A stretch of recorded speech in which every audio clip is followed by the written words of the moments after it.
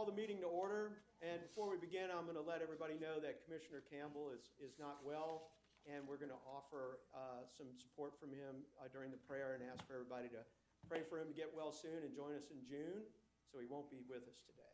And now Commissioner Francis is going to offer the prayer and Commissioner Couson the pledge.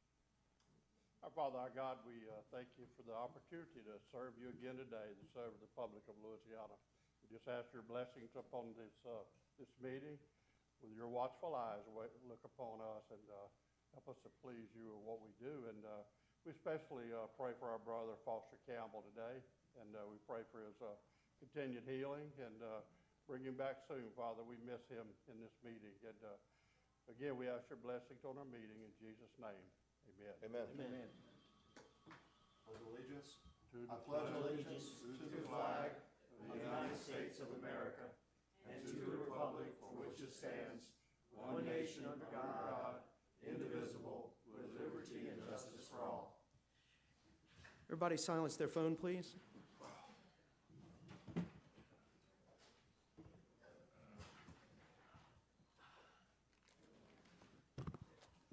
right, good morning, everyone. Catherine, do we have anything on the agenda that is deferred, referred, et cetera? No, sir. Okay, you want to go ahead and move forward with announcements? Any announcements from any of the commissioners? Okay, great, and we will move on to the agenda with, read the Exhibit 2 for the in-rate, please. Yes, sir. So exhibit number 2 is docket number S37813. This is Slimco's request for a letter of non-op to borrow funds, including mortgaging assets associated with their construction work plan. It's a discussion and possible vote on staff's report and recommendation. On December 23rd of 2025, Slimco filed the instant application seeking commission approval pursuant to the general order of March 18th of 1994, and the request was published in the commission's official bulletin with no interventions. Staff conducted the review of Slimco's application and all supporting documentation, and the terms and conditions of the credit agreement require Slimco to maintain several financial conditions, including maintaining specific range of certain leverage ratios. Staff utilized data contained within Slimco's financial statements and RUS forms for the years 2020 through 2025 and computed Slimco's ratio coverage for each of those stated test methods to the test company's financial performance related to existing debt obligations, which Slimco has met. Based on all the analysis conducted, staff concurs that the transaction is in the public interest and filed its report and recommendation on April 1st of 2026, indicating the same, subject to the commission's standard conditions associated with issuing a loan non-opposition. As such, staff recommends that the commission expresses non-opposition to the request and the conditions contained in staff's report and recommendation filed into the record on April 1st of 2026. Chair moves to accept staff recommendation. Any seconds?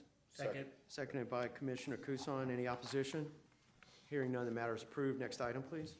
Exhibit number 3 is several dockets. It's docket numbers U36133, 36135, 36514, 36515, and 36516. This is Dimco's, Jefferson Davis Electric Cooperatives, Concordia's, Point Capiz, and Southwest Electric Membership Corporation's joint applications for approval of long-term power supply agreements. Is a discussion and possible vote on a scope expansion for United Professionals Company. At the Commission's April and September of 2020 B&Es, UPC was retained to assist in the various applications for power supply agreements. Each of those cooperatives' power supply agreements were approved in 2022 or 2023 and required annual reports to be filed with the Commission in order to conduct prudence reviews on whether the procurements under the agreement, all the agreed-upon contracts were maintained prudently. UPC has been reviewing those annual reviews under the originally approved budget, however, that such budgets were not contemplated to cover those reviews. Based on staff solicitation, UPC submitted a proposed annual budget increase of $47,500 in fees and $500 in expenses for a total budget of $48,000 to review all 5 cooperatives' annual report filings. Staff recommends that the Commission increase UPC's budget on an annual basis due to the scope expansion for the additional $47,500 in fees and $500 in expenses for a total not to exceed budget of $48,000. Chair moves to accept the staff recommendation. Any seconds? Second. Seconded by Commissioner Lewis. Any opposition?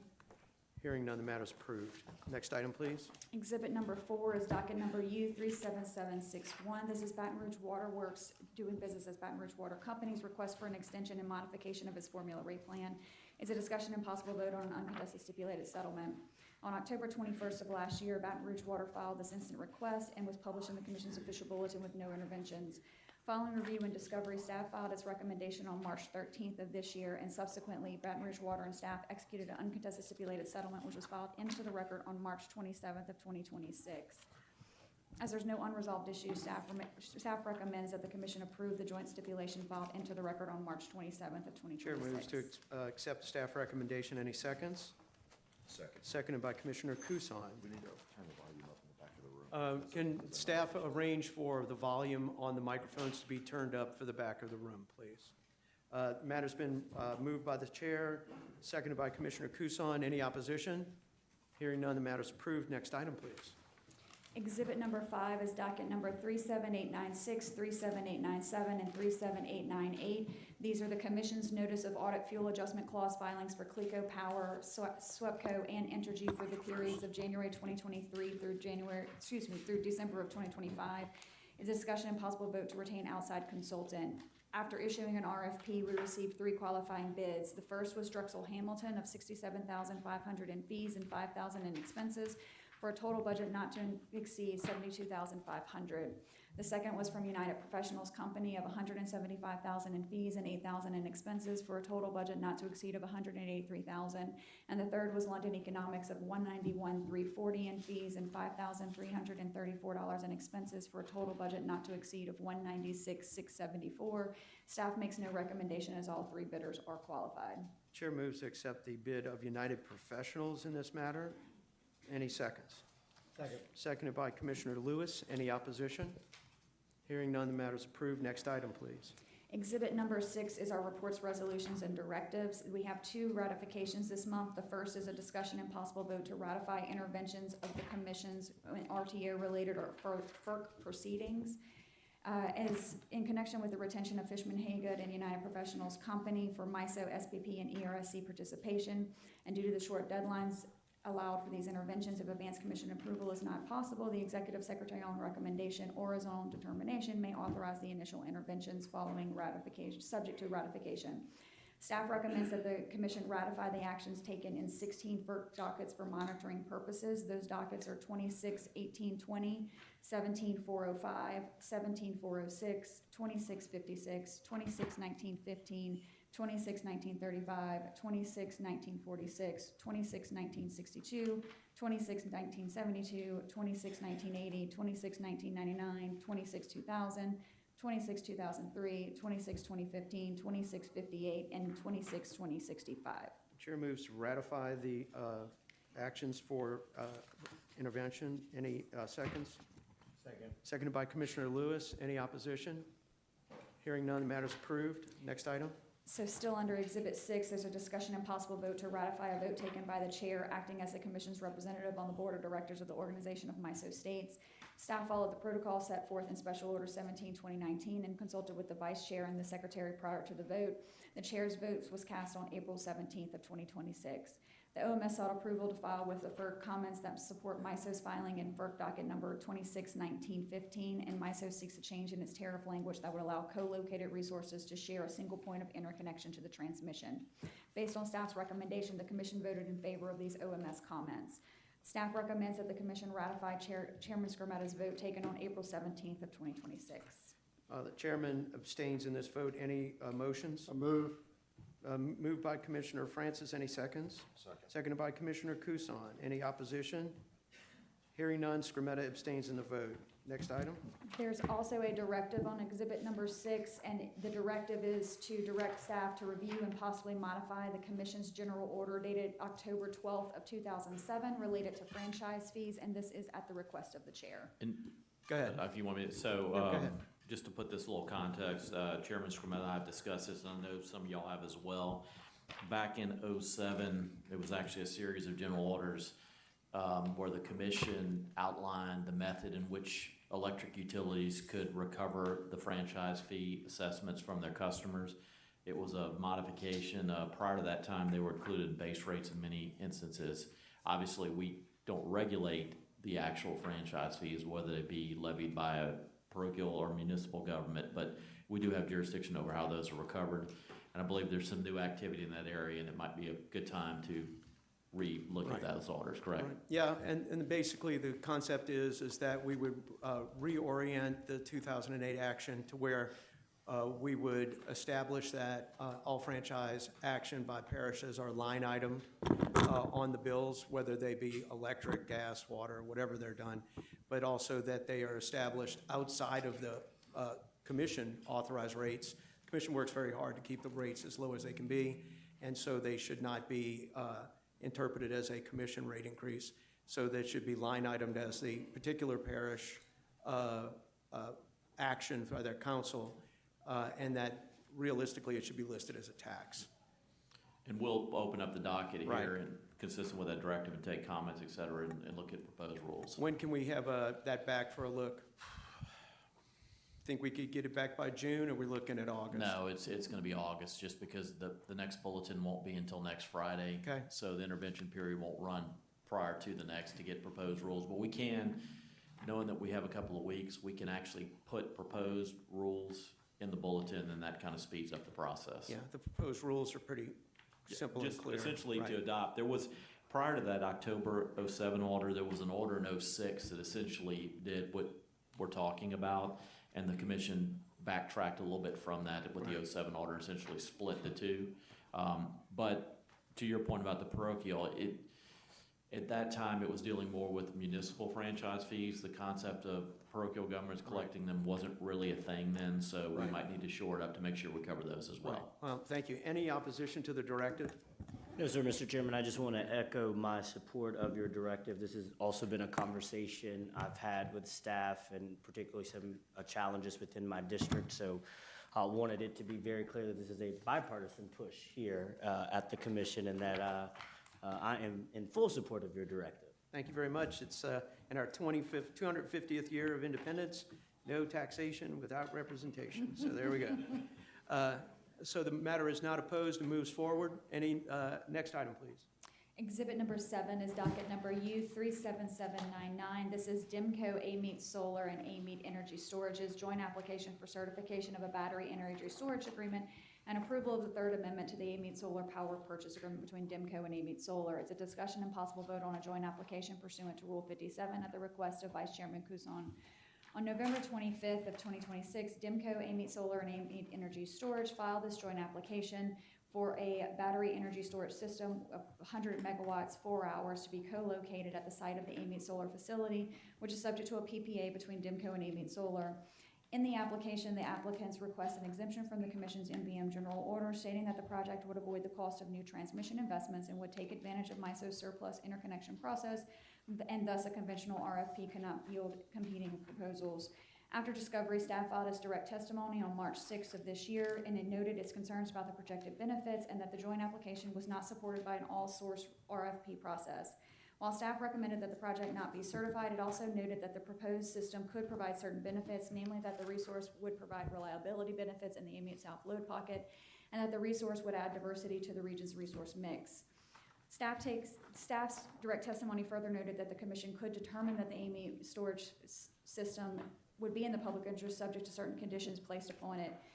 Staff takes no position as this What I want to that you're aware of, if you're going to use the Okay. transcribe, Sorry, I guess it's the next room. We're getting a cross signal? You mean next door is loud? What? What? It's almost like they can hear us. There you go. We'll Okay. start over again. Or just from the part where the noise started. Just from the part where the noise started. Come on. Since this is pursuant to Rule 57, staff takes no position as to whether the matter should be considered pursuant to Rule 57. How come our microphone doesn't work that good? I don't know. I know, right? Okay.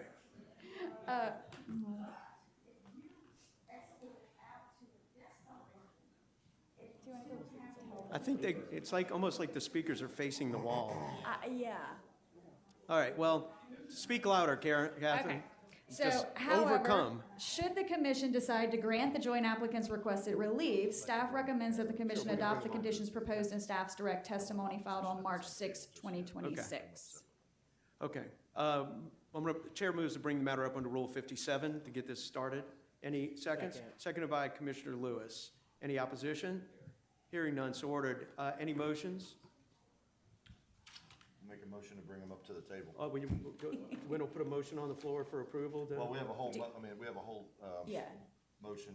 Would you like to read the motion? I can read the motion for you. Sure. So this is Vice Chairman Couson's motion. The record reflects that the proposed project would provide tangible benefits, including reliability support within a constrained load pocket, increased resource diversity, and a meaningful speed to market advantage. The record also provides that this project is relatively low cost in comparison to other battery options, at least in part to its shared interconnection with the Amite Solar Farm.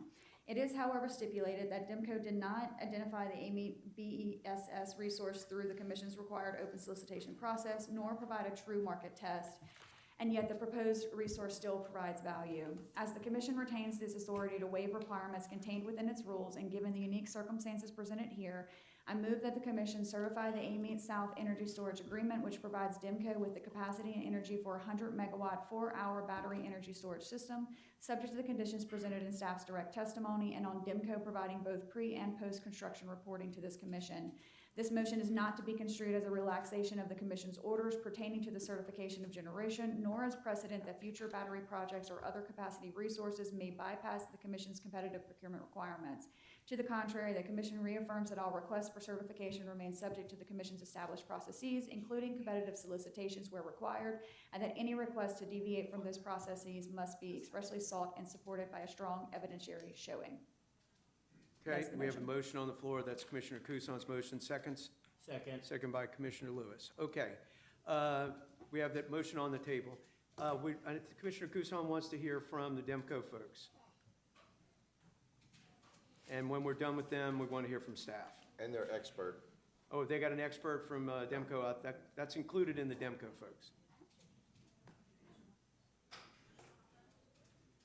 They have some chairs up here already. Shorter lug. Yeah, there's some right here.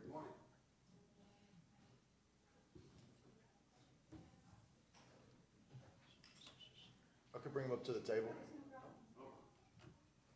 They can pass the microphones around as you need to. And do these folks, I know, Kara, you don't need a card, but the other folks will need cards. Okay.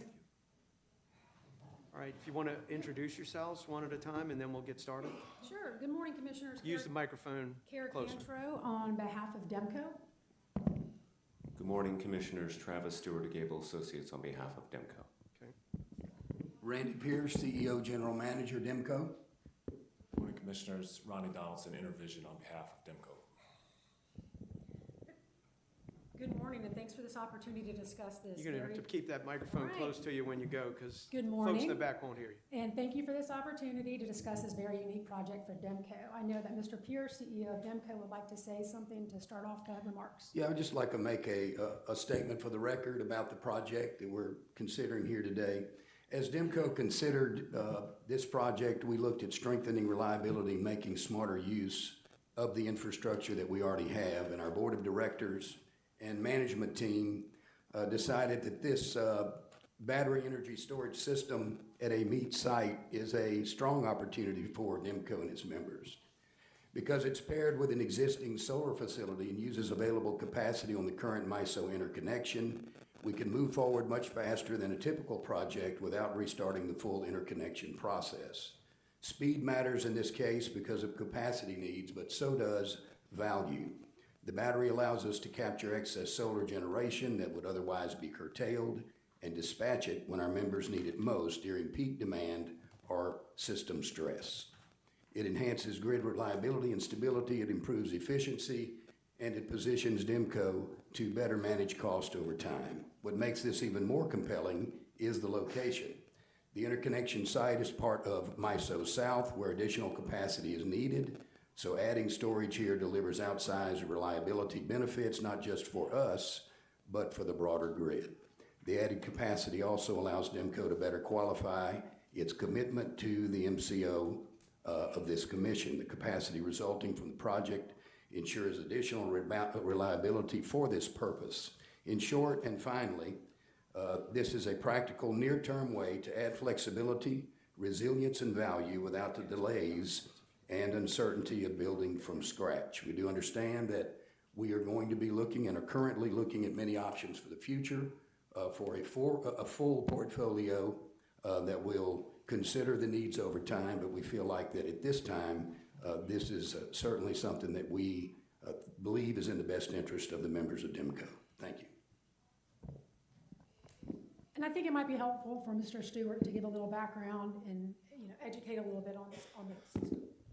Certainly, good morning, Commissioners. So, as Mr. Pierce has stated, this is a needed resource in a load pocket that just a little over a year ago had suffered a significant reliability event. Any incremental capacity and energy inside the load pocket will go towards ensuring that the load pocket is reliable and can withstand disturbances that are just not only local, but impactful from the broader grid. Now, one of the unique characteristics about this project is that it uses existing infrastructure. It can bring additional capacity and energy online within 18 months. If we were to look at alternative projects in the marketplace, the timeline for development is 5 years to 10 years, depending how mature those other projects are. DEMCO has a unique opportunity to, again, use an expedited study pathway and the existing infrastructure. So we are moving quicker without exposing ratepayers at DEMCO to any additional infrastructure expansion costs. The other component of this system is that it is a low-cost system. When we looked at this facility compared to the rest of the marketplace right now, it is substantially cheaper than any other new resource you will find in the marketplace, especially of a similar or comparable technology. Now, when we also look at the relative impact to the DEMCO ratepayers, the impact is such that their rates will not be affected. And in certain cases, they will be reduced because of the flexibility and attributes this battery storage brings. It is able to, one, protect DEMCO ratepayers from other broader market issues that are driving up the cost of electricity. And then two, allow for that membership to capture the benefits of incremental injections and participations in the market. Can I have some questions? Does this gentleman need to talk, or? He's ready when any questions. Oh, are asked. I don't even know what he does. Both Mr. Stewart and Mr. Donaldson were our outside consultants on this matter. So they Mr. do- Donaldson is they with do the Intervision, same thing? and Stewart is with Gable. No, Mr. Donaldson has been with DEMCO for a bit and helps with being a rate consultant and looking at helps with our MCO filings. Mr. Stewart, while around the commission and has helped us in the past, really kind of narrowed and drilled down on the battery piece, and that's where his expertise is. Okay. Good. Commissioner Kusan, you had a question? So, can you drill into the impacts on the rates to the customers a little bit more, and the studies, any studies that y'all had performed? Yeah. So for some of this, I'll also ask Mr. Donaldson to comment. But and thank you for the question, Commissioner. When we look at this project, it's around $10.96 per kW in terms of the cost. When you look at anything else in the marketplace, it is substantially higher. When you're looking at, so one of the areas in my rebuttal testimony that we look at is what are other technologies on a national level? What are you looking at? At a minimum, you're looking at around $1,300 per kW for an installed combustion turbine. So it is a significantly higher cost, and just there are certain costs for this facility that are smaller, but then when you start looking at other technologies, again, across the country, you're looking at almost $1 billion to build larger gas facilities. And so the cost here isn't nearly that high, so we're looking at a combination of just cost to build the asset versus other potential technologies. And that's a great point, Kara. So we have a smaller need, right? We're not, when we look at the transient shortages that are projected out into the future here, it's around 100 megawatts, a little less. This storage project is at 100 megawatts. We're right-sizing the development with the need. And I think that's an important issue here in this environment, because if you have big load, you have to add big generation. If you have a smaller load need, you have to add smaller generation. We don't want ratepayers wearing any of that stranded asset risk that's associated with overbuilding. Thank you. That's Commissioner Francis? You said 18 months, you'd have it online in 18 months? Yes, sir. And the cost, I understand, is $200 million. Is that true? Some of that information is confidential, but but you're accurate. Okay, so I'm not saying it costs 200. I'll just ask you a question. I heard rumors, you know, because they're always getting on me, you know. By the way, I'm not an attorney, so I'm not. But okay, so we don't know that it's 200 million, you know. So, now, one of the things that concerned me was looking at. It says required open solicitation that we didn't do, and true market test that we didn't do. If you don't know what it costs, how can you test a market to compare if it's when you're spending money? We didn't do the market test. Let me ask Randy this, because I'm for local government, okay, with your board, and your board unanimously supports this. Does the board know that you didn't do the required open solicitation process? Yes. Does the board know that? Absolutely. Okay, does the board know that there was no true market test to that? The board knows that? They Okay. do. All right. Okay. And it was because of the timing of the issue. We're very aware of what the market would tell us. Even though we didn't do a formal RFP process, the commission allows for exceptions in their order for that, and that's how we approached this All right. because of the opportunity. Now, let me ask Mr. Secretary over there, Brandon Fry. It's our responsibility to use our funds wisely. How can we approve a project when we don't know what it costs? I mean, Well, I think the costs are in there. They're just confidential data, so our consultants would have seen the costs. I think you have access to that. We just Okay. can't say the amount on the record. all right. Can you say an amount that's close to it? Those amounts may have been mentioned. Okay, I'll see. I was just checking. I mean, that's just one question I have. If, let's just say theoretically it's 200 million, I mean, and we didn't compare any other source of electricity other than just the batteries, and, okay. Not through a formal process, but we are aware of what that resource would cost if we have to go get it otherwise. Well, I think one thing, if we know we've got a load pocket and we're solving that, and we can get power in 18 months, how long would it take to get a combined cycle turbine going in that area? Yeah. How much time do you think? In this market, you're looking at 7 to 10 years. We have a project, if we were to think of a CCGT, or combined cycle generator, in this location, there has been no development work that has started. You would have to go through a process of securing site control, permitting. There would have to also be an additional process to ensure that there would be gas delivery.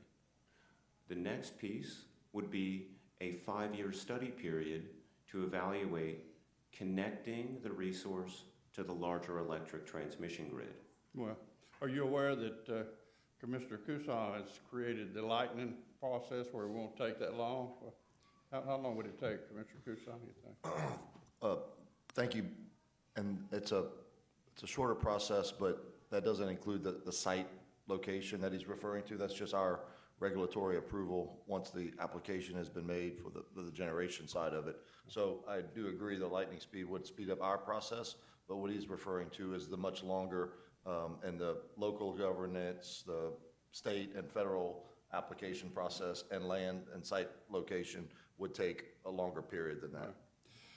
Now, Randy, what was the board they were aware of this time factor? Was that part of it, Definitely. considering the That was speed the of- driving factor, plus the fact that we knew because of Amite Solar, that the site that we have, that we could get this done quickly. And I want to reiterate that this is not a be-all, end-all solution. It's a very small piece. This 100 megawatts would be 14% or so of our load. So that the solar facilities together still represent well under 30% of our load. And we understand that it's not a be-all, end-all answer, and that's not how we're presenting it. We're presenting it as a piece of an overall solution that helps us solve a short-term problem while we continue to look like all the other co-ops. Frankly, I'm familiar with the co-ops, not so much what the IOUs are doing, but we're all looking at solutions. We're looking at different partnerships, ways that we can work together, and we'll be bringing those to you. But this was a short-term solution for a short-term challenge that we have from a capacity standpoint. And the board understood that, and with the knowledge of the market that we have and the price of this facility, we felt very strongly, and still do, the board does, unanimously, that this was easily in the best interest of the DEMCO members. Okay, I wonder what interveners would complain about, not having any open, Well, we didn't have any. huh? We did not There are have no any interveners. Really, we can do our job without interveners? There's no interveners in this situation. Okay, No, not what you yet, got? huh? Okay, all right. Okay, Commissioner, Commissioner Lewis? Thank you, Mr. Chairman. First, Randy, it's good to see you, and I must say, LinkedIn constantly reminds me that your job is open every Yes. time I log in. So. Well, technically, it's not open. That's disturbing. But Yeah, every time I open it, it reminds me that there's it will be open. It's All right. open. It is open until they find somebody. But Well, luckily LinkedIn will not recommend me because I'm not applying, but we would be happy to have you apply. I will tell you. thank you. It'll be a pay raise, I bet. Mr. Stewart, to you, I know we've talked, and you briefly mentioned this, but can you explain the difference of a surplus interconnection rather than just an interconnection process, and why this timeline and that matters in some of the discussion that Commissioner Francis was having around the NBM order? Yes, and thanks for the question, Commissioner Lewis. And Commissioner Francis, I think this does go back to the timeline question that you had raised. The unique element of the Amite BESS facility is that it is using existing infrastructure. So there is the existing Amite solar facility, and the Mid-Continent Independent System Operator, or MISO, has a process to allow for new resources to use underutilized interconnection service. So Amite Solar doesn't operate at night. The sun's not out.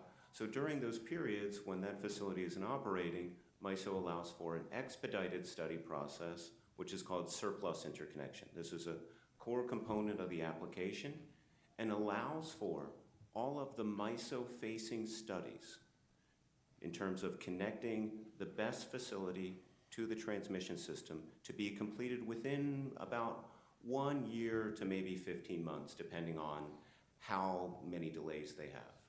Now, if we were to compare that to a new facility, a brand new site, we're not using any existing infrastructure. MISO has a separate connection process called the definitive planning phase. That definitive planning phase, the timeline is much longer. It's a bigger study. There's hundreds of projects, hundreds of gigawatts of generation seeking connection. And these days, it takes about 5 years due to how many projects and how many delays they see in that process and moving through the study process. So under surplus for this BESS unit, the studies will be complete in about 1 year. And then the construction period is about 18 months. At the same time, if you were to pursue a brand new project, different location, more megawatts, just the study process is 5 years. And then once you have those study results and it's completed, you can then begin construction of the facility. So when you start stacking those up together, it looks like it's probably closer to about 8 years in total if we go through a new resource as compared to about 18 months for to connect the AMET BEST facility. Okay, thank you. And looking through your MCO compliance report for DEMCO, you were just slightly short in one season in the last year. Am I correct about that? Yes, these guys can talk about the seasons, but this project was to help fulfill that need.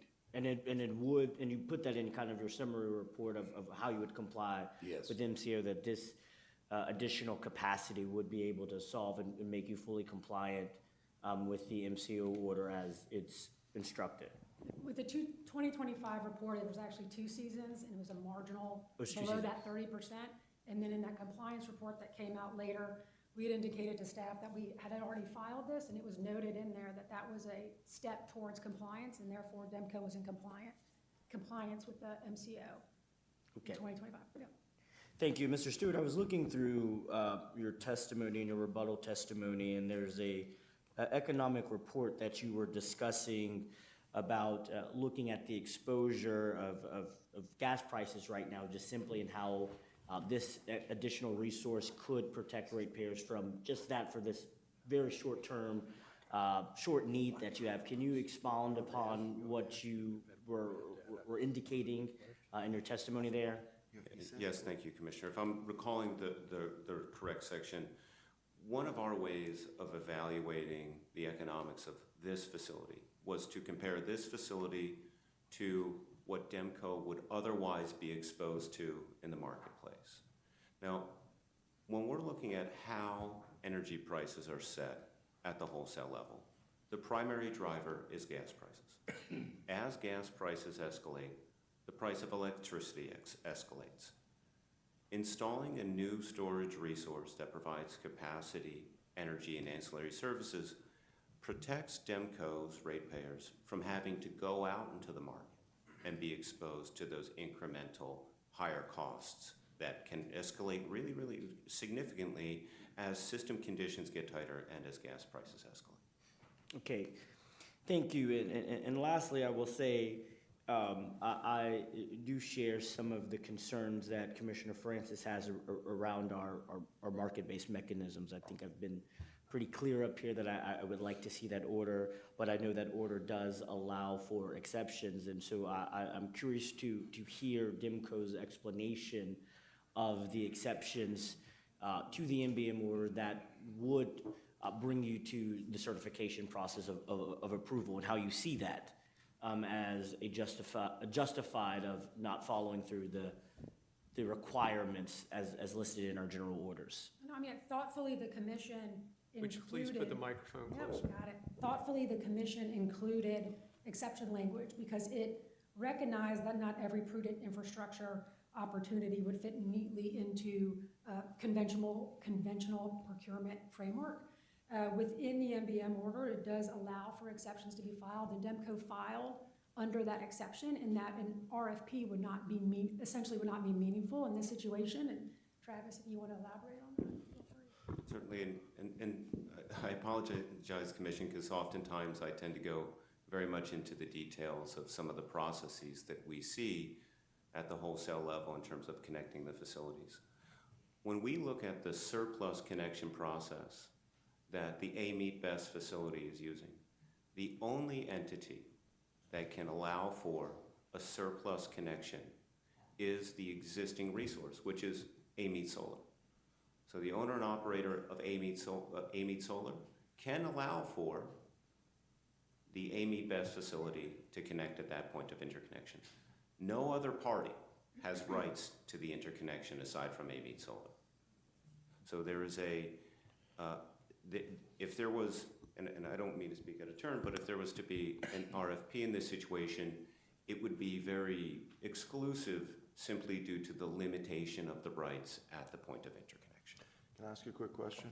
I think the question goes to the language relative to the exception to the MBM order and whether or not you complied in your application with the exception, which required sworn testimony attesting to certain criterion. And is it your position that that sworn testimony was provided, or why was it not provided? And, you know, that I think is the root of the question. Okay, yeah, the exception allows for an alternate procedure if it is found that a regular RFP competitive process would not be in the public interest. And part of that is, you're correct, we right, put in sworn testimony, which we did. We had from our expert consultants as well as DEMCO representatives talking about this project and why it's so unique and why it fits within those exceptions. I recognize staff in DEMCO might differ a little bit on whether or not those exceptions were met. I think part of it also is in the MBM order on the following page with a list of the exceptions talks about lowest reasonable cost.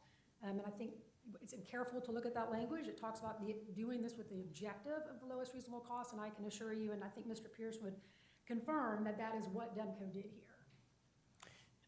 Thank you for that. And I think the final question I have that I did overlook, Mr. Stewart, that you can maybe answer, is I know you talked about how other generation assets operate in the market. Can you expand how does this battery that is being proposed here in the certification, how would that play in the market looking at price volatility and various factors? So I think one of the limitations of the items that I can comment on, I can't exactly predict exactly how the battery is going to operate. But one of the unique elements of the battery resource is that it can move very quickly in response to a dispatch signal from MISO. And because of that capability, it is able to participate in the capacity market and provide these needed capacity benefits to DEMCO. It can maintain a state of charge and then sell the energy when it is needed. Not just in the middle of the day, not when we have enough energy, but it can store that energy and inject it onto the grid during periods of need. That reliability attribute is significant. The other element here is that the battery can also participate in what is referred to as ancillary services. The grid has a request that certain units ramp up and down very quickly as load and generation all come online. These products are called regulation, ramp. These are expensive products in the marketplace. If you're providing it at home, you're protecting yourself from that broader exposure to the marketplace as well. Thank you for your answers. Thank you, Mr. Chairman. Okay, great.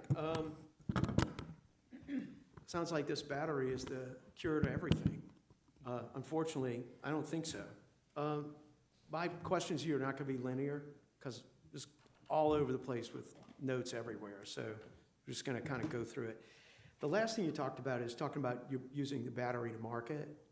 And the batteries are not generators. They are distributors of power, right? You're going to take power off of the solar facility certain times when you're not going to be putting it into service of the co-op, correct?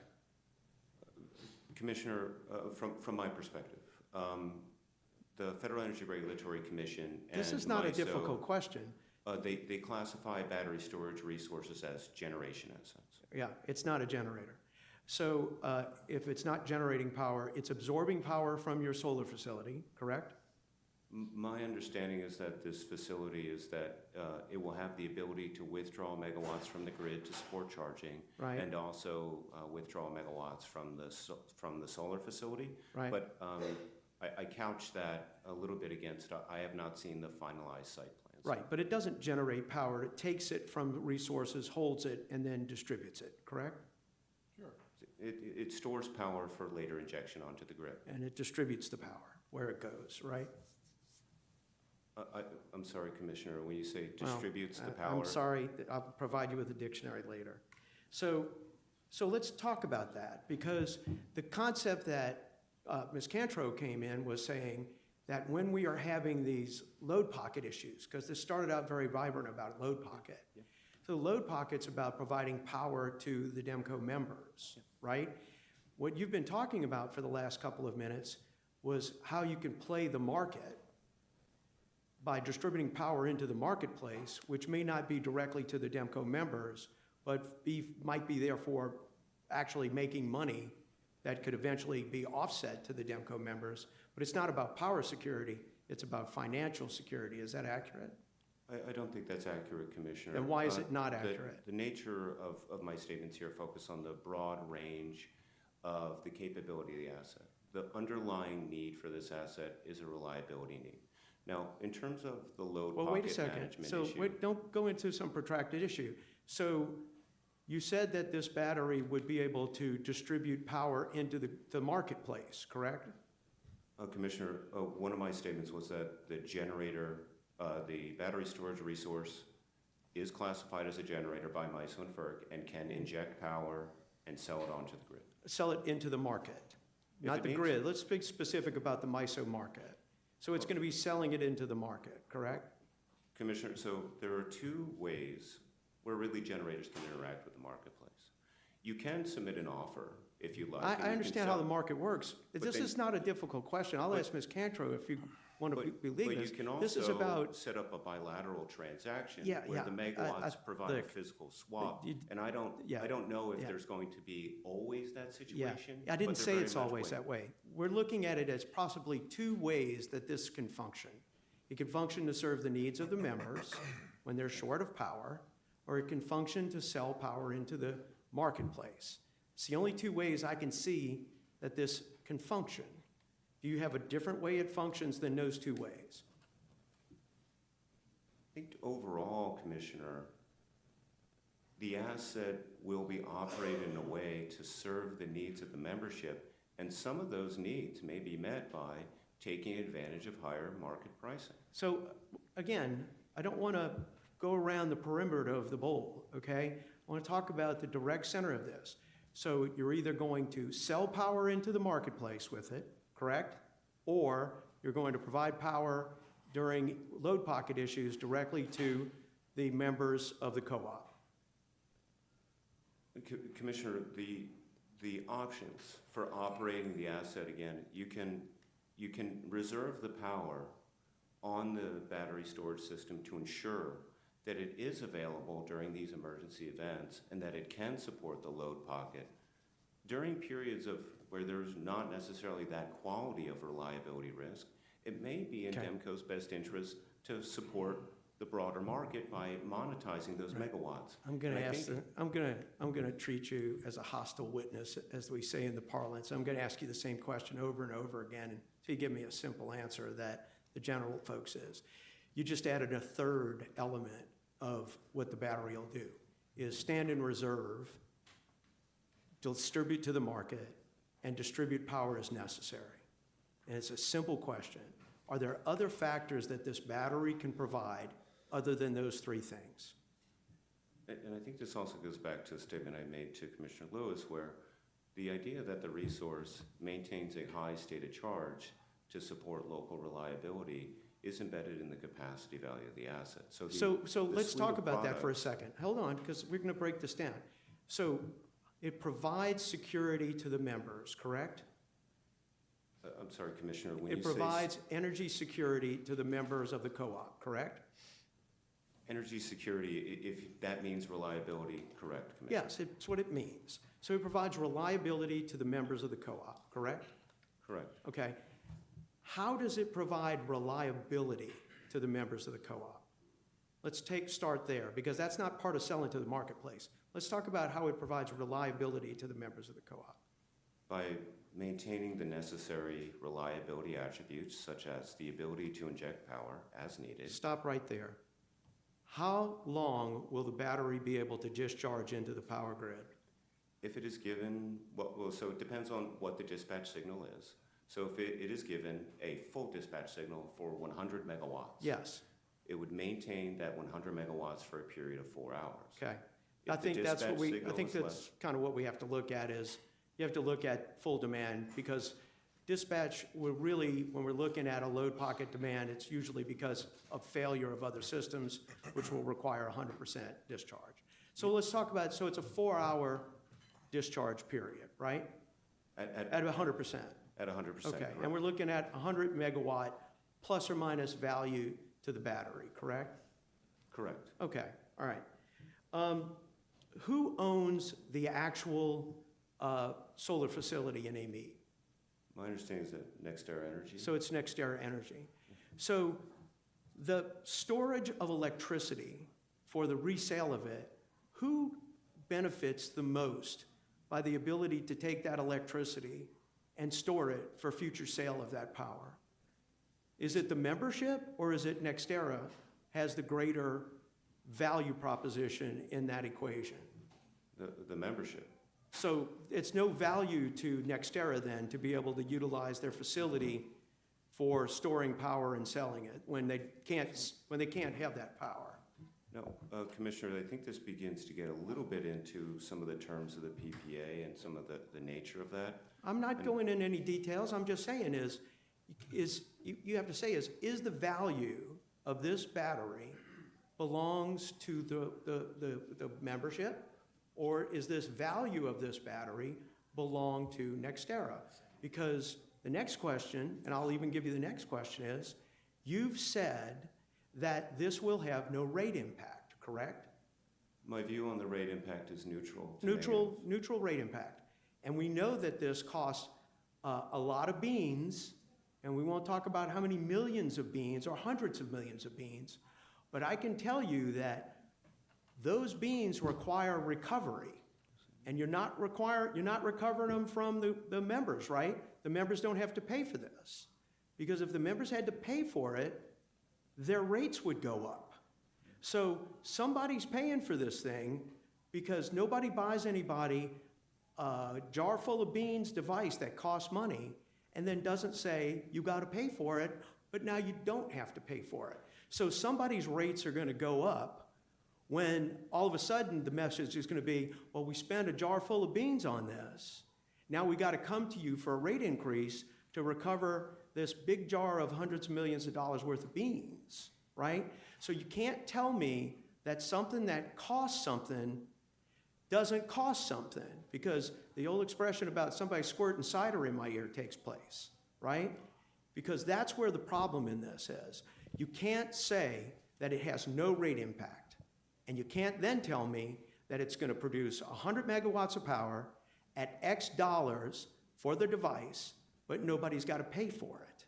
So if nobody's got to pay for it, it's an asset. It's certainly a viable asset for NextEra. It would certainly seem like an experimental device because you bypassed the process that the commission has set up to make a determination on this. And so St. Tubby of LeBlanc used to say, there ain't no ratepayer money in R&D, right? And this seems like a very experimental aspect for the commission.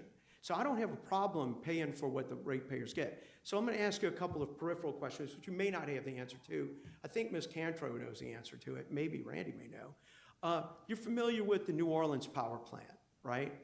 I think you're a man who studies these things in Louisiana, the new New Orleans power plant. I'm not familiar with the details of that Okay, project, well, I'm going to Commissioner. tell you about the details in the New Orleans power plant for a couple of things. It was built in 2020, right? And New Orleans went from, I think, 862 megawatts, and they went down to a new gas plant, as a reciprocal engine gas plant, of 127 megawatts, I believe. I'm not going to bother Entergy with this, but I read about it. And in 2020, it cost approximately 240 jars of beans, we'll call it, right? Which is surprisingly equatable to the cost of a battery, right? And so for the same amount of power, which can run 24 hours a day, 7 days a week, and not 4 hours on a discharge moment. And we'll just keep going with this line of thought. So you've got a device for the same amount of power that can run 24 hours a day, regardless of the discussion of gas pricing, right?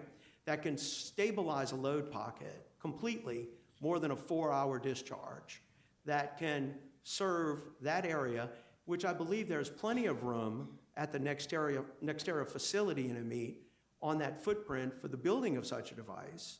And it does not take 7 to 10 years to get a 120 megawatt natural gas plant built or approved or any of those things you were talking about. I think that is a statement of largely misleading the discussion, because what we're seeing now is these devices being put into place for 1,000 megawatt units at 3 years. So we're in that cycle. okay? So I do believe that this is an advantage to NextEra because they've got so many hours a day they can run their solar facility, which is fine. And then but it would seem to me that during the day when the solar facility is there, the best value to the Demco folks would be to use that power during the day and utilize it, right? Because that would be the cheapest source of energy to the Demco members, is to take the value of that proposition that they got then without the need of storage, because you would admit, and this isn't a question, that there is a cost of putting it into the battery and there is a cost of taking it out of the battery. That's in addition to the cost of the electricity. We heard a company come here 2 or 3 months ago that was presented about battery storage. And they talked about it costing on an average of, I think, 14.7 cents per kilowatt to do battery storage in addition to the cost of electricity, right? That's an increased price. That's not no impact on the ratepayers, right? So, you're looking at, instead of something costing 8 cents, it might cost, 24 cents. It might be in that larger dollar value in that cycle. Even if you got the power cheaper, if you got it for 2 cents, you'd still be in the 16, 18 cents range per price of electricity. So I don't see how you deliver power at no additional charge when you put something that costs that amount of money into the system. So, and we talk about gas volatility, right? And you talk about the market. Well, we have seen the market go up. We've seen the market go down. There's long-term market analysis will show you market stability, right? There is depth of what you're talking about, making this look more like market play than it looks for stability and service to the members, right? And where they could get better advantage of the solar facility during the day, taking all the power instead of storing it and then using it into the market, which they're going to use it in the market more than they're going to use it in load pocket. Because the load pocket element was, I think, 2 events in a number of 7 or 8 years. So we're not having that.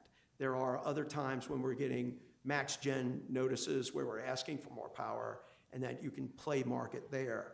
But it's not about the general value of the device itself that can provide value to the members at that time to provide that power. So the other issue, and I don't know if there's going to be a question for you because I've gone through a lot of this. Would you agree that it would be a better value to the consumers of Demco, I guess Randy, if you could get something that costs a little bit more, let's say it costs 30% more, and it took where he's talking about, I don't know if he's overlapping it to 8 months plus 15 months, or he's saying it's 18 months, including the 15 months. But let's say it's total. Let's say it's 18 months versus 30 months or 35 months. Would it be a better value for your members to have a gas plant at 120 megawatts than it would be to have a solar facility, battery, for the purposes of load stabilization and load pocket service? I don't know that it would be a better option based on the current need and the time frame that we face right now relative to the obligation for capacity, but I do know that those are solutions that we're looking at and very interested in. Okay, well then that's fair. But for this particular step, right. Well, we feel like this is a step toward what we need. And I think that's fine, Randy, other than the fact that I don't understand, and I think reasonably so, how something that can cost so much money not cost you anything. Well, and that's the problem. I think the rate impact, when we talk about beans, the beans are going to have to be spent. So to get that capacity, but we're how going to does have it to not spend the impact beans. your rate? How does it not impact your rates? It's an offset, as I understand. I'm going to let the smarter guys answer it. But if I got to spend X number of beans, I know when people tell me something on sale and they're going to save me a ton of money, that's not how you save money. So Yeah. I want to understand with implicit, specific facts, and I'm going to call the staff up here too, to talk about this. But I want to understand how something that costs that magnitude of money being put into place, you're going to be the obligor in this, correct? You have the obligation, right? How that's not going to eventually, at some point in this contract, which I'm sure it's not one page long, how it's not going to raise DEMCO members' rates. Thanks. Commissioner, please. You can go ahead and answer it. Yeah, I think just going back to the MCO, we saw a shortage, an incremental shortage in a short period of time. We have been seeing market quotes over the past 18 months, 2 years, have been significantly higher than this price that we're seeing now. And the only thing that we had, our options were to rely on excess in the market, keep playing the market every 1 to 2 years, which the whole theory on the MCO is to not do that. So then if there's no excess, you're going to pay extremely amount. And then we've looked at other market quotes that were significantly Well, let higher. me ask you a question, because I want to keep on my mind on this track. It's not you. I'm sure you're solid as a rock. So what you're thinking is that you would have this device, and you would absorb electricity during the day. You would do market play and have the market play offset the cost of the device to the members over time. That it would pay for the device and it would not impact the members. Is that kind of what you're looking at? To make money through the marketplace? No, as you're going to get the capacity anyway. You're going to have to buy the capacity from somewhere. If you're going and get excess and just do a simple capacity deal for ZRCs, you're not getting anything else. But I mean, Randy, you talk about offset. Somehow something's got to pay for this thing, right? So if it's going to be paid for by you participating in the market and trying to sell power at higher prices and then just get it off of the Dextera system when you're not using it instead of letting your members take greater advantage of the low cost of power and playing in the market game, which I have real problems with, when you should be focused on taking care of your members versus how to pay for a battery, right? I don't understand the concept of the co-ops engaging in market play when you're a member of, are you a member of 1803? No. No, you're a member of the other group, or you're independent? We're independent. Independent, okay. So you're independent of this, but you could sell to other co-ops, right? I want to clarify, right? So this ESA is a fixed price structure, and I think what Ronnie and the testimony as well as Travis's will show is the price that's in there, which is confidential, might have been mentioned, is cheaper though than what they otherwise would have to go. So I think when Randy's talking about the offset, there's a benefit there. But I don't want to lose the fact of that, because I think that the purpose. I'm not losing the fact of anything, Kara. If you're paying that much money for a 4-hour device for 100 megawatts, and you could pay 30% more for a device that runs 24 hours a day and provides true grid stability and allows you to play in the market all you want, then you're talking about that. And the other aspect, and I discussed this with one of the other commissioners, is how does that allow you to engage with other co-ops for the potential of building into a larger gas facility and sharing the value of greater generation for distributing power? Because we know we have other co-ops coming to us now talking about trying to get generation, trying to find stuff. And the problem that I'm seeing is that other co-ops are talking about, oh, we want to do this plan, we want to do this plan, but we need more power, so we're going to go to the market. The problem, I've already said that, and I've said it a lot of times, is you can't just go to the market, because eventually you go to the market and they run out of whatever you had in the market, whether strawberries, what do you want to call it. They just run out of it. So you got to have generation. We understand. And you can't have a battery for a 4-hour discharge as the element to stabilize the market, because to me it's a tinker toy aspect of that. And right? that's why it's a small step. Right. In our view. And look, look, if somebody wants to play, science and engage in experimentation, that's great. I just don't want them to do it on ratepayer money, right? And so I see this value as a significant value to NextEra.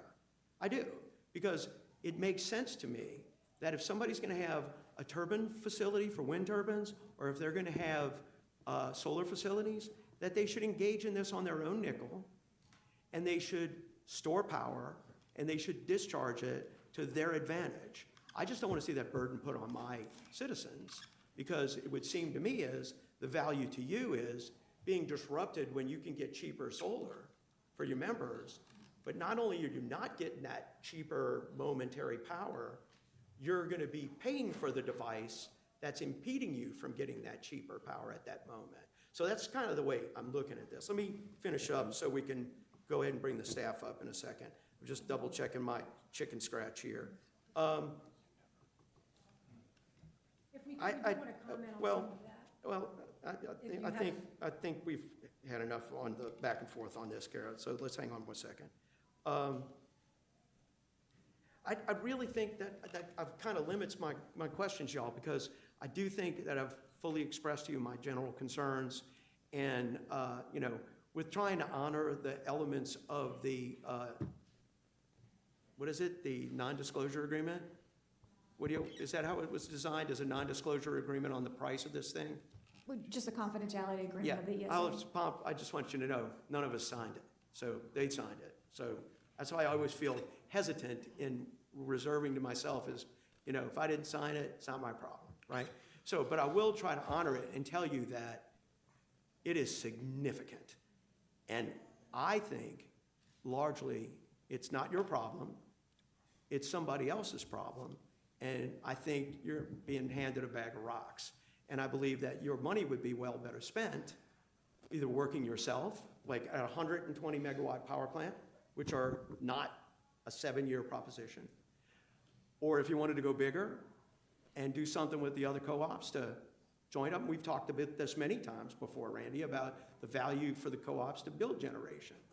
And we've worked that out with Kendall and with 1803, and we've talked about other folks about building power. But this kind of thing gives me the willies. And so I'm gonna just go ahead and I'm gonna ask staff to come up now and trade up seats with y'all. So I appreciate your comments. And is it just Lane and that's it? Okay, well, I'm gonna ask y'all, but thank y'all for your comments.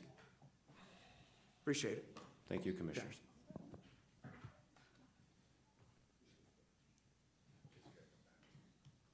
You can get the padded chairs if you want. So you can leave the other ones. You don't have to take them back. We'll get it. We'll take care of it. Thank you. All right, just say who you are for the record. Lane Sissing, United Professional Company, consultant to the commission staff. John, You yeah. gotta push the button. There you go. Jonathan Berg, United Professionals Company, on behalf of staff. Why don't you give a general report and then just take questions from the commissioners on where you've heard the commentary, and we'll kind of go from there. Sure. I think I could probably start with where we ended there, Commissioner, and without getting into any confidentiality. My understanding, and as I laid out in testimony, is that what this deal is that Demco customers will pay the beans, as we call them, right? They have a payment every month to the counterparty, and in exchange for that, they get all the benefits of the resource. They in order to the Demco customers. That's how it's structured.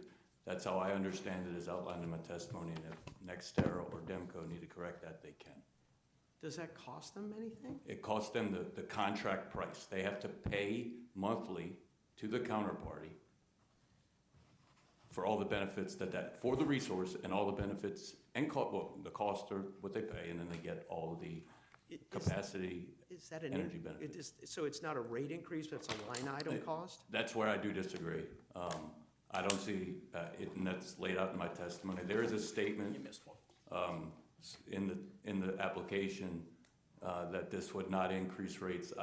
I disagree with that in my testimony.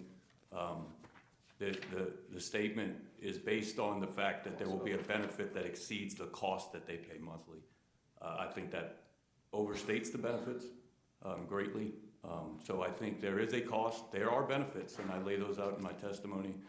Those net out ultimately to a cost for Demco's members. Okay. Can you anticipate what those costs are? Yes, I mean, and that's where we get into the comparison, if you'd like to. I mean, I can't get into the exact cost that they pay. I think it was said earlier. I don't disagree with the number that was said. Hang on a second. I understand we have certain issues that we cannot discuss associative with the non-disclosure agreement or the confidentiality. But when we get down to this type of discussion about the comparative elements of what the proponents are versus the staff telling us about the differential in cost. The differential is not covered by the non-disclosure, is it? The difference between the two prices, is that covered? Because we have to understand that there is a difference in what that is. Bingo. I could perhaps say try it generally. I'll let Jonathan give a shot. And I was gonna say, Justin, I don't know if you can weigh in, having read the NDA. I haven't signed it, but That makes 6 of us, or more. Give it a shot. Okay, I will try this generally. I think this, certainly it doesn't go as far as the number that was said earlier. So the comparison that was made, so as we framed this, as we looked at it, there was an application seeking a resource as in the public interest. And when you look at that, one of the standards you have is it the lowest reasonable cost? We don't have an RFP here. That would be one way to meet that standard, so we have to look to other evidence. Demco themselves presented a comparison to the cost of new entry, Cone, which is based on the cost of a combustion turbine. In my testimony, they, in my mind, compared apples and oranges in doing so, a gross number against a net number that includes the benefits. So you can't compare just the cost of a CT to a battery that has benefits in it. You have to compare cost to cost and net to net. And when I do that, my analysis shows that based on Cone, the cost of new entry, their calculation, Demco's calculation of Cone, the battery on a cost basis is 40% more, and on a net basis is 40% more. That's compared to the cost of new entry. And I think it's been well debated across the country that the cost of new entry, what it represents and what it might not in the current market. To solve that problem, couldn't NextEra take 60% of the cost of this and offset it? Wouldn't that be a solution? That if the battery costs 60% less for customers, then they would cost the same. It would still cost the same. Then they would cost the same, yeah. Okay. If the battery was 60% of its cost, right, they would be the same as Cone. Right. Yes. Yeah, and I think from our perspective, and if you look at what our testimony was, is that they didn't do the MBM. So Cone is a industry number that's thrown out there, cost of new entry. The RTOs use it. A lot of people use it as a benchmark for markets and for other purposes. What the RFP does and the MBM does is all the questions that have been debated up here. How long will it take? How much will it cost? What benefits will it provide? That's what the MBM provides. And that's why staff was unable to be able to sit up here today and tell you it's the lowest reasonable cost. We can't tell you that because we didn't get responses to MBM, and because based on the evidence we saw that, it didn't meet the lowest reasonable cost standard. But just as consistent as I've told everyone, batteries have benefits. This is in a load pocket. If you're going to do a battery, the less interconnection cost is a huge benefit, and this would be the battery that you would most likely want to do. Just because of the process and how it is, we just can't sit up here and tell you it's the lowest reasonable cost.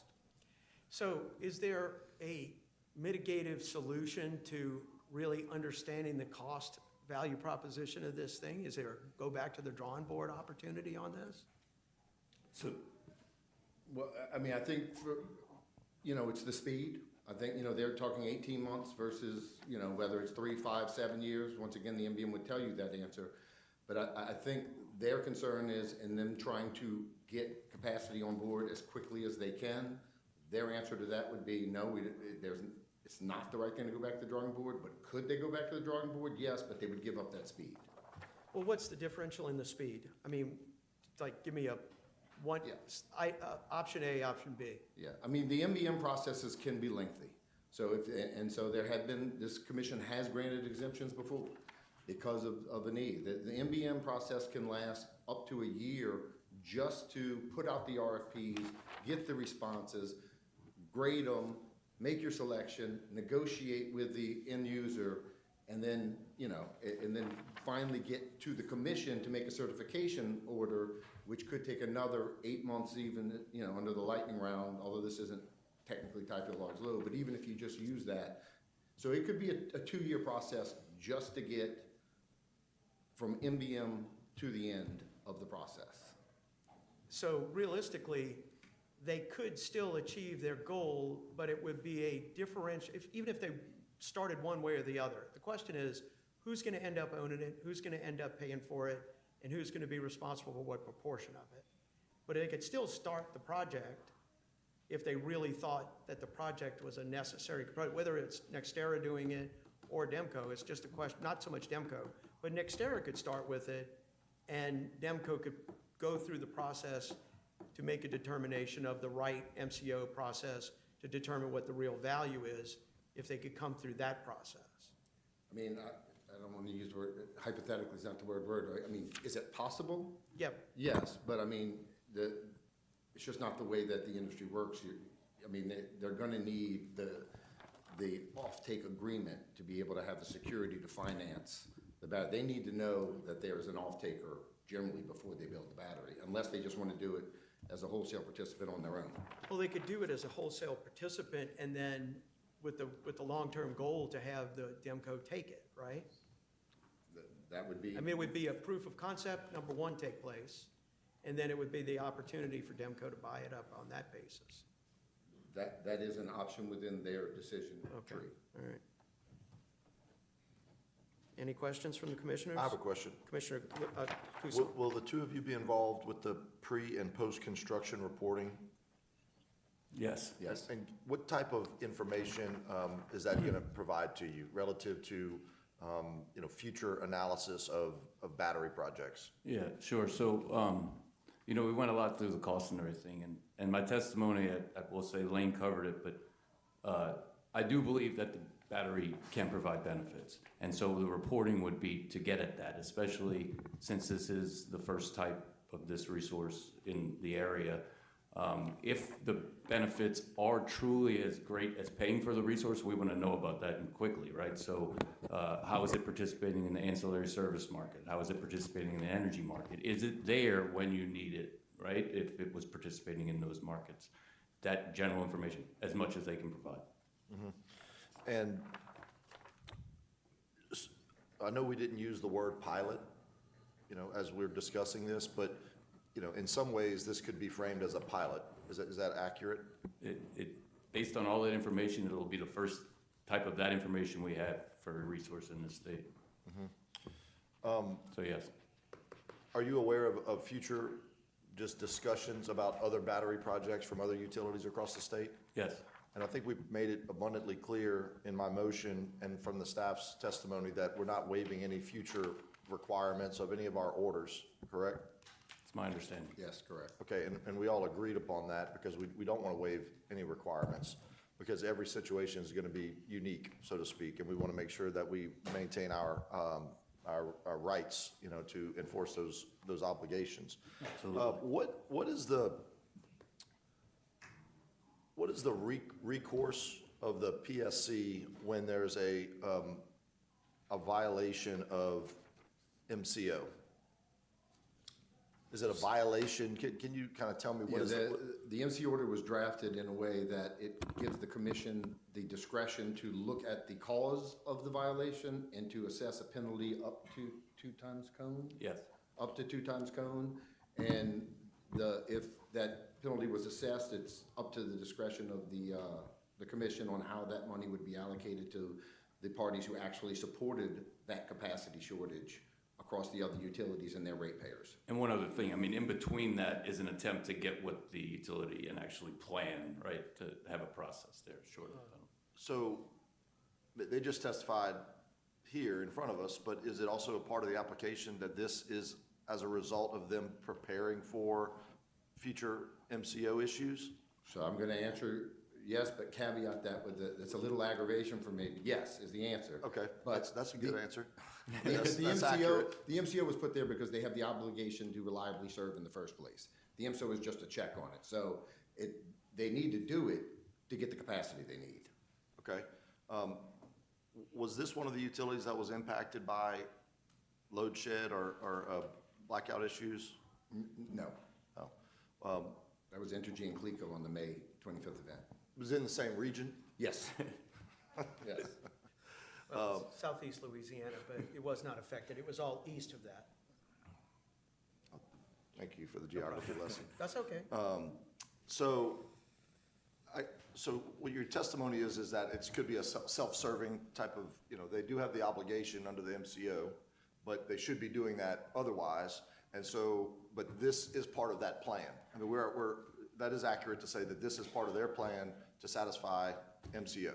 And I can confirm that. I mean, it goes back to even before they filed the application, we had a call with them when we were going through their MCO filing, and they informed us that their plan to meet that shortage in the short term, to get there quickly, they were going to be filing a battery application. So I would absolutely say that from the get-go, this has been their plan to meet that short-term capacity shortfall.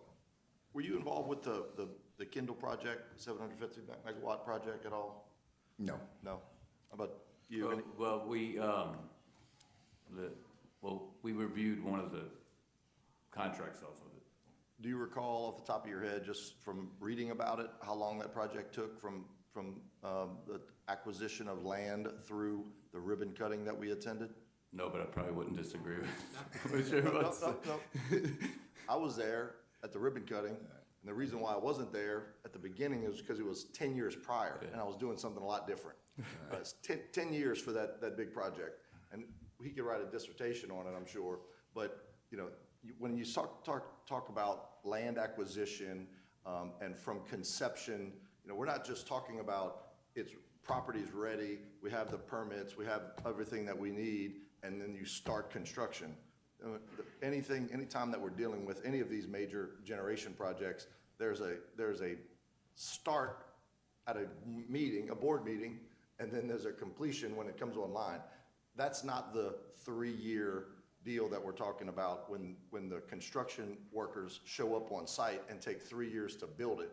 There was 2 to 3 years of all sorts of other procedures taking place before that. So this pie in the sky that we're gonna just snap our fingers and get other generation in the mix that quickly, I think that's notable. And the testimony is that we're gonna save probably half the time, it sounds like, regardless of if we're considering the land acquisition or just from the construction period itself. Okay, that's it. Thank you. Great. Just a quick question for you. Sorry, Michelle, let me just do this and I'll get right to you.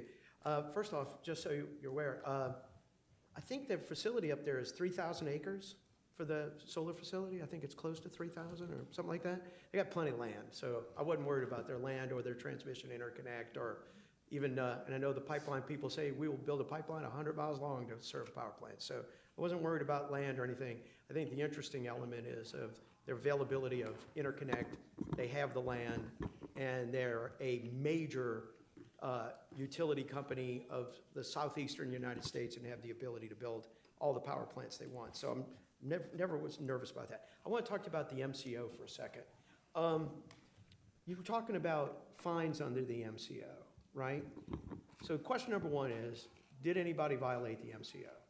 No, our report for the first year filing is that everyone met the requirements of the MCO. Now, but I am, just as a hypothetical under it, just for education purposes. So if they violated the MCO, who would have been indicated in this sort of discussion, whether it be the DEMCO as the recipient of the contract or NextEra as the primary or protagonist in this? Who would have been the one violating the MCO? Would it have been DEMCO? Yes, it's the jurisdictional. Jurisdictional? Yes, jurisdictional utilities. So the problem with something like that is, and you look under the cone, right? And then you do the math. The problem is when we have co-ops, you're fining, the concept under those types of fines under the MCO is more for investor-owned utility because you can fine the shareholders. Well, it's tough to fine members when you're fining people because you're just heaping misery upon disaster, right? So is there an element that we should be looking at under the MCO for a modification on how we deal with co-ops and this type of thing? Well, I don't know what that solution would be, and I will say that the purpose of the, when you think about the monetary penalties associated with the MCO, it's the fact that for our system reliability, everyone who met the MCO is carrying the capacity burden for Louisiana. Those who didn't meet the MCO have not held up their end of the bargain. So it's a redistribute. So my point is, to answer your question, it's not necessarily a penalty to the members of DEMCO. It's them paying their fair share of maintaining the reliability of the system. And capacity burden can be contractual, right? It's not necessarily by generation, holding of generation. Correct. So it can be contractual or generation. Okay, any other questions? Yeah, I got. Go ahead, Commissioner Francis. You know, several months back, we had an outage, a load shed in New Orleans and the North Shore. Would this battery have prevented that if it were in place? That is hard to say with certainty. I think that it would have been an asset to the MISO South region, that it could have been ramped quickly and perhaps relieved the constraint, but I would have to do the research to understand how the power flows worked and whether it would have actually, because there was one constraint that caused the whole load shed. Whether this battery located at that solar farm's dispatch would have been able to relieve that constraint, I don't know. Well, I know it's been said that it would. I just want to, not sure that that's a good selling point for it. All right, the next thing, true market tests. We're going to have some more battery challenges coming up to make decisions on. And why do we need to do true market tests? Why is that in our rules? Yeah, I mean, you know, just to give you a framework of how it came about is the MBM order was just recently amended in 2024, I believe, maybe 2025, to make sure that all the RFPs that were put out are all resource RFPs. And so to answer your question is because we want to, if a utility needs capacity and energy, we want them to go out and test a CCGT versus a CT versus a solar farm versus a battery, and we'll get all of those costs, all of those time frames, and compare it. That's the right answer. Okay, thank you. All right. Yes, sir. Thank you, Mr. Chairman. Lane and Jonathan, really quickly, because I know we've been talking about the market test and the RFP from the MBM order, and I'm kind of going back through your testimony, and correct me if I'm wrong, even though you could not say that it was the lowest cost resource, that based off of the interconnection with the Meet Solar facility and eliminating the large need for interconnection and dealing with the interconnection queue, that this would probably, in your estimation, be one of the better battery opportunities that we potentially could see. Is that am I summarizing at least your testimony correctly? Based on all the other comparables we have in the record, it's low cost battery. And so that is, to my understanding, that's what DIMCO is relying on as the reason of the exception of the MBM order, is that based off of this evidence that they have showcased and demonstrated based off of the interconnection, as a surplus interconnection as one portion, that is what makes it an option that we should certify. That is a fact. It is a low cost battery. Okay. And all we were evaluating is the lowest cost overall option, right? Great, thank you. Any other comments? Okay, we have a motion on the floor by Commissioner Kusan, seconded by Commissioner Lewis. I'm going to oppose, so we ask for a roll call vote. So Commissioner Lewis, Yes. Commissioner Kusan, Yes. Commissioner Francis, Yes. and Chair. No. Motion passes. Next item. The next item is Exhibit 8. It's a docket to be determined, which will be the joint application of Cleco Power and Cleco Partners for authorization of change of ownership and control of Cleco Power. It's a discussion and possible vote to expand the scope of United Professionals Company under docket number U33434, and this was at the request of Commissioner Francis. In October of 2014, Cleco sought commission approval for a change in ownership, which was ultimately approved in April of 2016 and memorialized in order number U33434A. United Professionals was retained to assist staff in reviewing and analyzing that acquisition and has budget remaining from this retention. On April 27th of this year, Cleco Power, Stone Peak, and Bernhard Capital Partners announced an agreement for Stone Peak and Bernhard to acquire Cleco Group. Based on conversations between staff and Cleco, the application is expected to be filed either later this month or early June. Given UPC's knowledge of the first Cleco acquisition, the expected time frame for the upcoming request to change ownership, and that UPC has budget remaining from this retention, staff sought confirmation from UPC of its willingness to continue assisting staff, which UPC confirmed. Given the outstanding budget, staff recommends that the Commission expand UPC's scope of services under docket number U33434 to include the upcoming acquisition application by Cleco Power.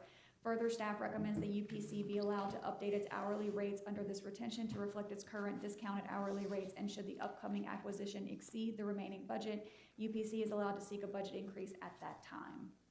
Any motions? Chair moves to accept staff recommendation. Any seconds? Second. Seconded by Commissioner Lewis. Any opposition? Hearing none, so ordered. Next item, please. Next item is Exhibit 9. This is civil docket number C-777927. This is a civil suit in Division 34 of the 19th JDC. It's Rosefield Fouchon Operating versus Louisiana Public Service Commission. It's a discussion and possible executive session to discuss litigation strategy pursuant to revised statute 4217. So we will entertain a motion to enter. This is our final agenda item? Yes, sir. Okay, so any of y'all want to hang around after, you can, but in the meantime, you need to leave the room.